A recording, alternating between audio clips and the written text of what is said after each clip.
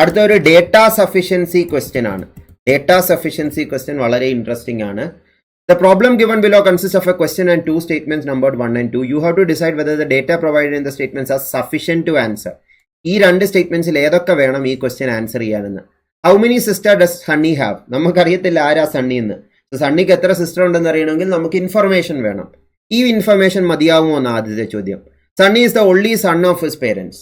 Only son എന്ന് പറഞ്ഞാൽ ആൺകുട്ടിയായിട്ട് സണ്ണിയേ ഉള്ളൂ സണ്ണിയുടെ പേരൻസിന്.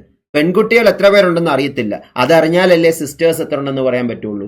ഒരു പെൺകുട്ടിയോ രണ്ട് പെൺകുട്ടിയോ മൂന്ന് പെൺകുട്ടിയോ അറിയത്തില്ലല്ലോ. ദാറ്റ് ഇസ് വൈ ഒരു സ്റ്റേറ്റ്മെന്റ്, ആദ്യത്തെ സ്റ്റേറ്റ്മെന്റ് മാത്രം പോരാ എന്തായാലും. സോ ഫസ്റ്റ് ഓപ്ഷൻ പോയി. Only statement 1 alone is sufficient എന്ന് പറയുന്നത്. ഇനിയും സണ്ണീസ് പേരൻസ് ഹാവ് 3 ചിൽഡ്രൻ. സണ്ണിയുടെ പേരൻസിന് 3 ചിൽഡ്രൻ ഉണ്ടെങ്കിൽ ആ 3 ചിൽഡ്രനിൽ എത്ര പെണ്ണ് എത്ര ആണെന്ന് നമുക്ക് അറിയത്തില്ല. That is another problem. എത്ര പെണ്ണ് എത്ര ആണെന്ന് നമുക്ക് അറിയത്തില്ല.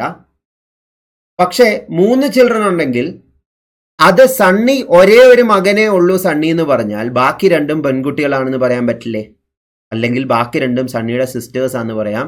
അപ്പോൾ 3 ചിൽഡ്രൻ ഉണ്ടെന്നുള്ളതും നമുക്കറിയണം. സണ്ണി മാത്രമേ ഉള്ളൂ ആൺകുട്ടിയായിട്ട് അതിലുള്ളതെന്നുള്ളതും നമുക്കറിയണം. സണ്ണിക്ക് എത്ര സിസ്റ്റേഴ്സ് ഉണ്ടെന്ന് അറിയാൻ. That means statement 1 and 2 together R sufficient. Third option ആണ് കറക്റ്റ്. രണ്ടും വേണം ഇത് പറയാൻ.